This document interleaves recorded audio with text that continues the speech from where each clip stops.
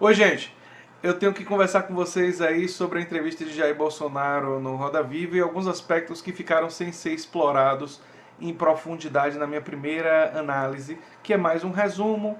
Eu mais resumi e pontuei algumas coisas, então eu agora vou destrinchar alguns desses aspectos. E se ficar alguma coisa faltando, eu faço um novo vídeo. Bem, se você chegou agora, o canal é a Nova Máquina do Tempo e eu, André Teixeira Jacobina, discuto principalmente política, mas também ciência e filosofia. Na sessão Diálogos eu entrevisto grandes especialistas e toda sexta-feira no Filosofia Popular eu discuto filmes e séries. Bem, precisamos diferenciar golpe de revolução.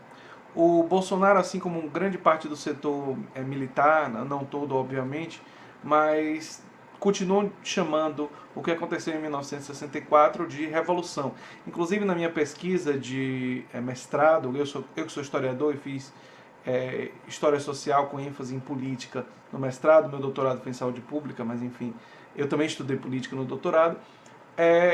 Eu fui a um quartel, fui na biblioteca e encontrei livros que falavam claramente que, na opinião deles, foi uma revolução e tal.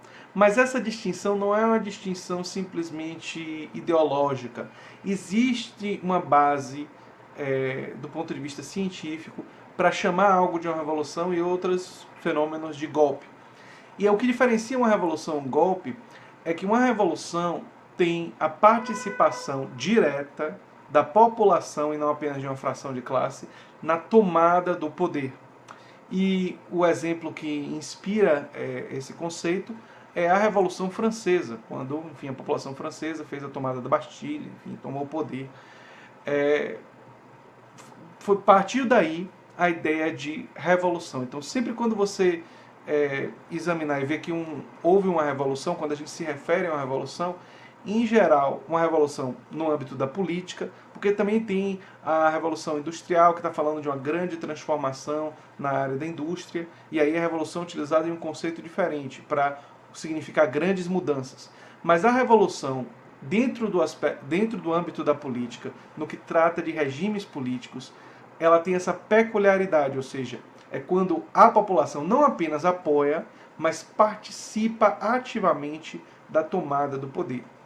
Normalmente, as pessoas que dizem que houve revolução aprontam para a marcha com Deus, liberdade, enfim, pela família.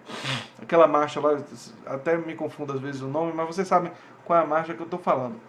Que foi uma marcha que demonstrava apoio ao golpe militar. E houveram muitas instituições que apoiaram o golpe militar. Pois bem, o golpe civil militar. Pois bem, mas o fato de ter setores da sociedade que apoiam não transforma isso numa revolução. A revolução é quando a população toma o poder. Violentamente, ela vai lá e captura o poder. Por isso que a gente fala em Revolução Francesa, Revolução Russa, Revolução Cubana, com todos os problemas que essas revoluções podem ter tido posteriormente. Ou seja, o que caracteriza uma revolução é a tomada violenta do poder pela população, né? Não por uma fração de classe, como foi no caso brasileiro. No caso brasileiro, o que aconteceu foi um golpe civil-militar. Para melhor compreender isso, eu sugiro a leitura do livro, e se não tiverem paciência de ler o livro todo, porque ele é bem grande, embora eu recomende que vocês leiam, o do René Armand Dreyfus, Conquista do Estado. Se não forem ler o livro todo, pelo menos leiam o capítulo 5, né, do Conquista do Estado. Mas, enfim, lá vocês vão ter uma compreensão clara de como houve participação de setores empresariais e da cúpula dos militares, e como é que se deu essa estratégia de tomada do poder, e teve participação de setores civis, mas não foi da população em geral, e da cúpula estratégica do setor militar. Bem, houve também uma discussão sobre se seria uma ditadura militar. Eu acho que aí eu, sinceramente, não preciso gastar muita energia, porque um regime que tem censura, que tem prisão política de críticos, e não apenas de quem usou violência contra o regime, mas várias pessoas que foram críticas do regime foram presas, foram processadas. O Chico Pinto, aqui na Bahia, perdeu o mandato por comparar o regime com a ditadura chilena de Pinochet. Quer dizer, eu acho que eu não preciso gastar muita energia em defender que houve uma ditadura militar, isso é patentemente óbvio, né? Uma outra coisa que eu acho que vale a pena a gente conversar é que os entrevistadores eles tentaram desqualificar o Bolsonaro com suas declarações e não pressionaram muito em discutir coisas como reforma da Previdência, teto de gastos, reforma trabalhista, dívida pública. Eu espero que ele seja exposto a isso nos debates, né? Porque nas vezes que a gente viu entrevistas do Bolsonaro falando sobre esses temas, ele mostrou muito despreparo, né? Ele mostrou muita incapacidade de conhecimento. Ele próprio reconhece que de economia entende muito pouco, mas ele precisa ter um posicionamento, é candidato à presidência, sobre esses temas, claro, um posicionamento claro sobre qual é a reforma da Previdência que ele quer. Ele vai manter o teto de gastos, até onde eu sei, ele defende que sim.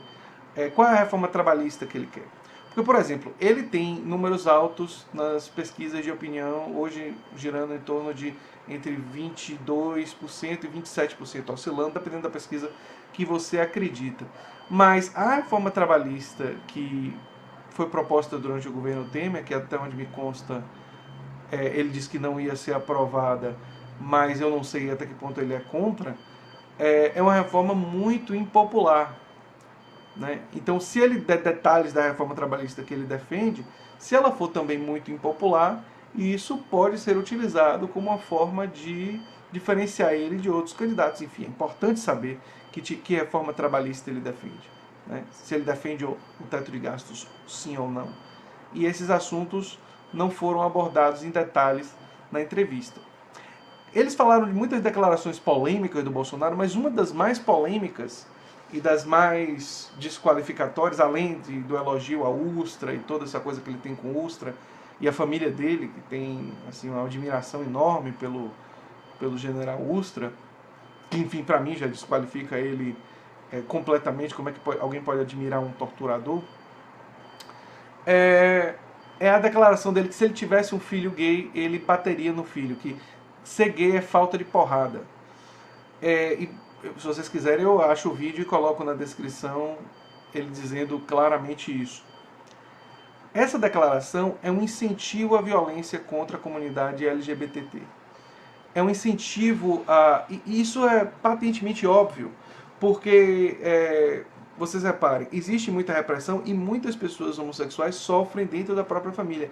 Eu tive uma aluna no curso de medicina há um bom tempo atrás, é claro que eu não vou dizer o nome dela, porque eu não vou expô-la, mas ela me contou que ela tinha medo de falar para a família dela que ela, enfim, era homossexual. Ela não sabia como é que a família dela iria reagir. E eu orientei para ela, olha, eu acredito muito na honestidade, mas nesse caso, espere você ter independência financeira, você ter condições de morar por conta própria, você e sua companheira, e aí você abre o jogo com a família, porque eu não quero que você arrisque, enfim, ter essa dificuldade nesse momento da sua vida que você está cursando, né, faculdade. E eu acho que ela catou minha sugestão, mas enfim, repare que coisa de você ter medo dos seus próprios familiares, né? E ele dizendo que ser gay é falta de porrada. Isso, numa liderança, alguém que é visto por alguns como mito, ícone, ídolo, vão reproduzir. Muitos desses, obviamente, vão reproduzir isso em suas próprias famílias. Se um filho, se uma filha um dia chegar e disser que, olha, eu sou homossexual, eles vão bater, vão usar de violência. Então, isso é uma coisa muito, muito complicada. Essa aluna, inclusive, não abria nem para os colegas de turma sua orientação sexual. Eu até perguntei para ela, que ela sabia que eu sou heterossexual, né? Já tinha falado sobre minha preferência, não me lembro qual foi o contexto, mas eu cheguei a comentar alguma coisa assim, da minha preferência sexual, não me lembro como, mas acho que falei de uma namorada, alguma coisa assim. E eu perguntei para ela por que ela quis falar comigo, e ela disse assim que ela intuitivamente sabia que eu seria respeitoso, tolerante. Eu fiquei impressionado com o radar dela de saber que, embora eu fosse heterossexual, eu teria respeito, tolerância, consideração com ela. Foi uma coisa que me honrou bastante, uma experiência que me honrou bastante como professor. Mas enfim, essa é uma declaração extremamente problemática e que hoje em dia ele tenta se afastar.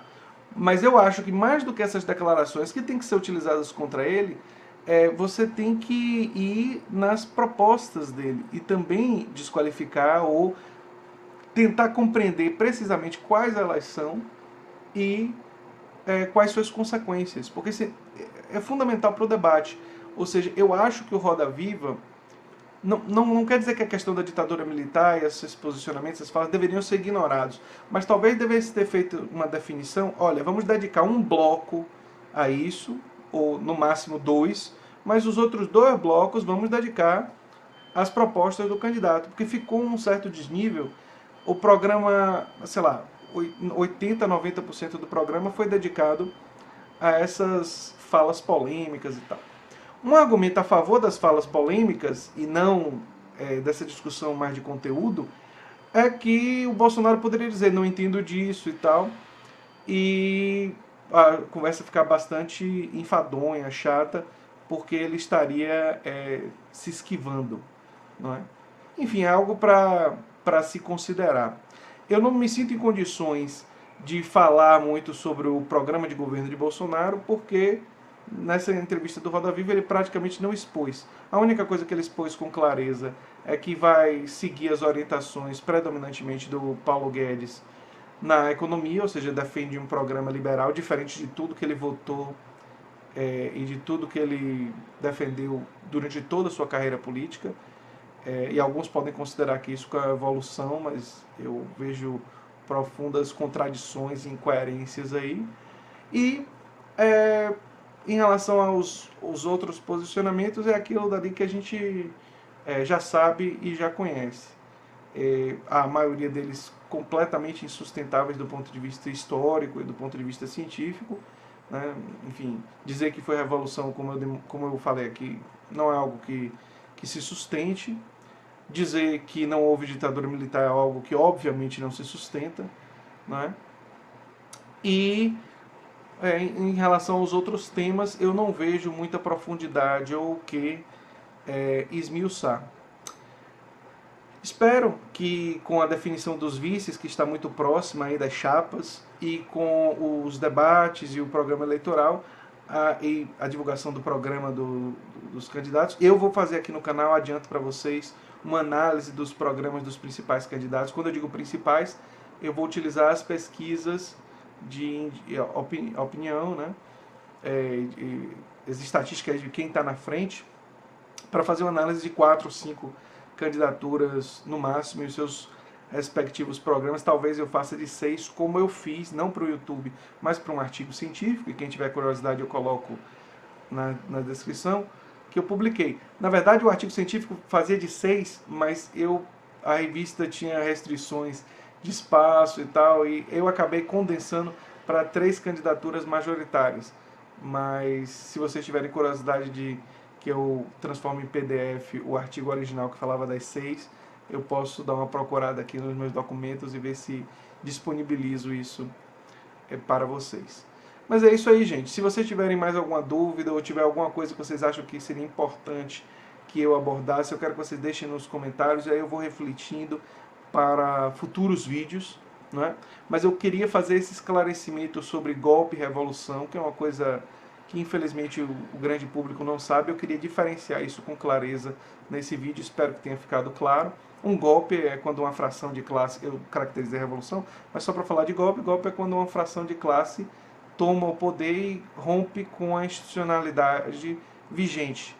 Então tinha um presidente, e quando esse presidente ou o primeiro-ministro, seja lá o que for, é removido do poder por uma fração de classe, que foi exatamente o que aconteceu no caso brasileiro. Tá certo então, gente? Peço que vocês, se gostam do que eu faço aqui, se inscrevam no canal, deem um like, compartilhem, divulguem e coloquem nos comentários mais alguns aspectos que vocês gostariam que eu abordasse. Eu tenho aprendido muito e tenho tirado muitas ideias da comunidade, dos inscritos e tal. Inclusive, futuramente, estou pensando em fazer um grupo no WhatsApp com um projeto lá com Apoia-se e tal. Queria também saber a opinião de vocês, se vocês acham que essa é uma ideia boa que eu organize isso daí. Tá certo? Um abração, gente, e até a próxima.